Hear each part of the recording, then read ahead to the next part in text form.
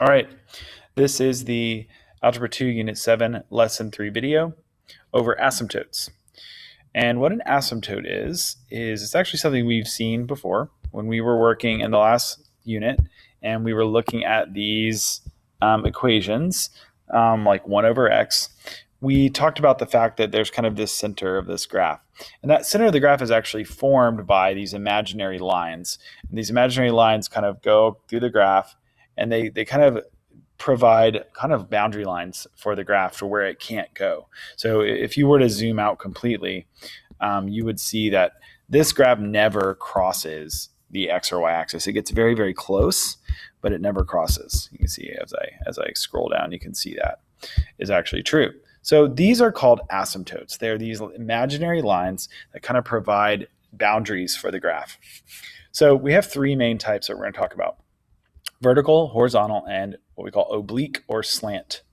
So we're going to just run through each type, and then we're going to get some rules about how to find what they are just by looking at the graph, or sorry, rather at the equation of the graph. So the main way you find, or the way you find vertical asymptotes, it says right here, vertical asymptotes are found from the roots of the denominator. From our roots are talking about the zeros. So we're going to look at the denominator of the function, the bottom of that fraction, and we're going to say what makes it 0. The one exception is a factor common to the numerator and denominator is not a root. So in other words, if I look at a function like this one here, and I look at the equation, and I want to look at the roots of the denominator, I don't include x minus 1 because x minus 1 is canceled out by another factor in the numerator. So then I'm only going to look at x minus 4, and I'm going to set it equal to 0. And I'm going to solve that little equation. And I end up with x plus 4, x equals 4. That's what I mean, x equals 4. That is a vertical asymptote of that function. So again, it only counts the zeros that are not canceled out. So we always have to check that first, and then we take each term and we find the 0 of that term. So like looking at this next one, well, we're going to have to factor this one on our own. So we need to factor this function. So let's go ahead and do that. So let's say I'm looking for, again, the numbers that multiply to make 6 and add or subtract to make -5. And I'm also looking for the same thing for 10 and 3. So we know it starts off like this. We need to find numbers that multiply to make 6. That would be 3 and 2, 5 and, or 6 and 1. Both of those will make 5, but only 3 and 2 will give me a +6 and a -5 by being -3, -2. And the factors of 10 are 10 and 1 and 5 and 2, and only 5 and 2 will give me 3 by being -5 plus 2. All right, so once we get that, we see nothing in our denominator cancels out. So then I take those two terms, and I take x minus 5, and I set it equal to 0. I do x plus 2, and I set it equal to 0, and I solve each equation just really quickly.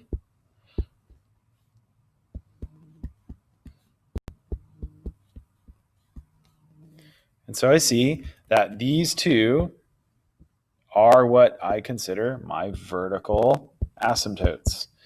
This is my set of vertical asymptotes, x equals 5 and x equals -2. So just real quick to drive this point home, let's graph this and see what it looks like. Clear this out. And we see that x squared minus 5x plus 6, it's going to be a fraction, so x squared minus 5x plus 6 and x squared minus 3x minus 10.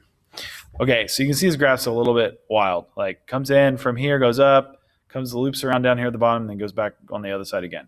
But if we look closely and we look at the answers we got, 5 and -2, we can see really clearly that we have asymptotes at 5 and -2. And that is where those lines, those kind of imaginary boundary lines, exist on the graph. So it does make sense that when you see it on the graph, it works. So that's basically what you're doing for vertical asymptotes.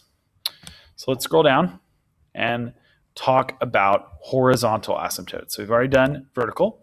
Vertical, again, are found by looking at the roots of the denominator that are not canceled out by the numerator. Horizontal asymptotes are a lot easier to find.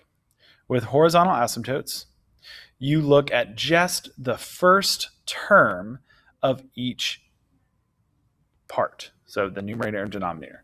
So in other words, the only thing that matters when finding horizontal asymptotes is this part of the equation.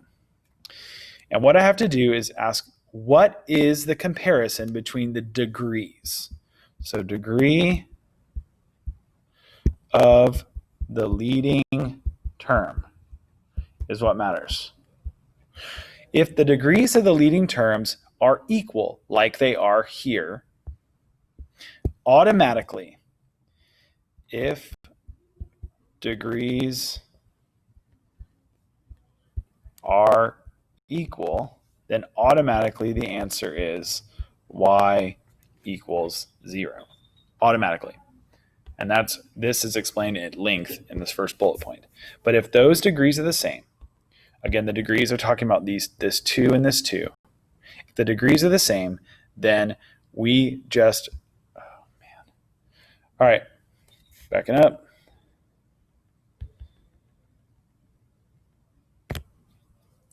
We look at the degrees of the leading term.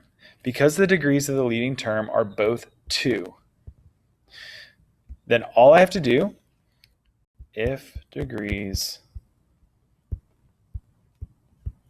are equal, all you do is make a fraction of the coefficients. So in this case, a fraction out of these coefficients would be y equals 4 over 3. And that would be the horizontal asymptote right there. Horizontal asymptote, 4 over 3.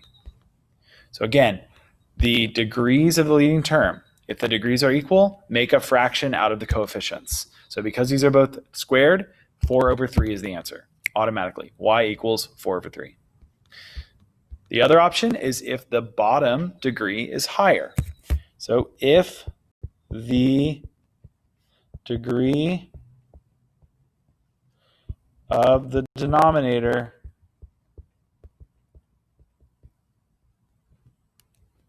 is more, automatically y equals 0. So in this one, I compared these, 3 and 5. 5 was bigger, so we automatically see that it is y equals 0. Don't even have to do anything else. Automatically y equals 0. Any other option, there is no horizontal asymptote. Okay? Any other option, no horizontal asymptote. Those are the only two possibilities. Either they're equal or the denominator is more. All right, so we didn't cover oblique asymptotes yet, and that's because I'm going to do the one problem in the unit for you, because they kind of just throw long division right at you. So basically, I've just gone over questions that are like 5, 6, 7, 8, and then 9, and then we get to number 10. Find the oblique asymptote by long division. So we have to do long division with what you see right there. So let's hop over to our notes, and let's do long division. 5x to the third minus 7x squared, 5x to the third minus 7x squared plus 2x minus 7 divided by x squared minus 2x plus 3. X squared minus 2x plus 3. So you've never seen long division like this problem, which is a little bit frustrating that they do that at this stage, but I'm going to walk us through how this is done. So what you want to start with long division is you divide the first terms by each other. So we're going to do the 5x to the third divided by x squared. So I'm doing this term divided by this term. And I get 5x when I do that. That number goes above the other x term here. 5x, and then I multiply 5x times the original thing out here. I get 5x squared minus 10x plus 15. And I write that, oops, sorry, I made a mistake right there. This should be 5x, which makes this 5x to the third, 10x squared, 15x. 5x to the third minus 10x squared plus 15x, and then I subtract all of that. When I do that, this cancels out, which is what I want. I'm left with negative 17x squared plus, no, I'm not. That's a mistake. I'm subtracting 10, so it actually makes 3x squared because these all change. That becomes negative. This becomes negative. 3x squared minus 13x minus 7 because I bring the 7 down. Then I do the process again. I do 3x squared divided by x, and I get 3x. Divided by x squared, I get 3. So that 3 goes here, and I'm actually done. The oblique asymptote is y equals 5x plus 3, and you see that is our answer choice right there. So I know I'm doing that one for you, but at the end of the day, you're not going to see this very often, and it's something that you haven't really been prepared for. But that is the long division method. You don't have to find the remainder, but once you get this right here, you are good to go. All right, the rest of this is review. Find the inequality, which is equivalent to 2x minus 5y greater than 8. You need to solve this to make it a y equals equation.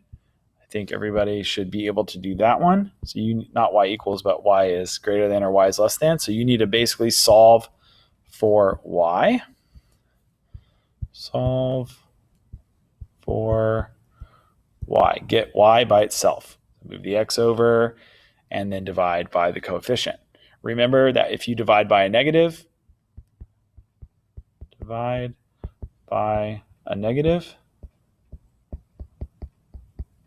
means switch the inequality symbol. Make sure you remember to do that. All right. Next one, find the vertex of the parabola. You need to graph this. The vertex is either this point, or if it goes like that, this point. If you do that on Desmos, Desmos will show you where the vertex is. So you graph this in Desmos, type it in exactly as it appears, and find the vertex. Find the product.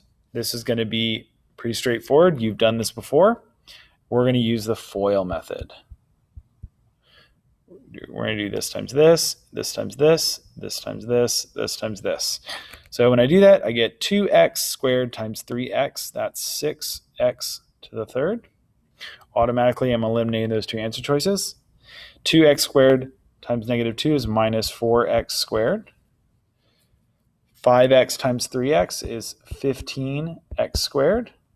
And 5x times negative 2 is negative 10x.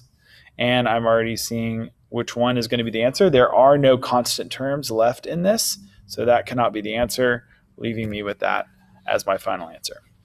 So that's the lesson and the review questions.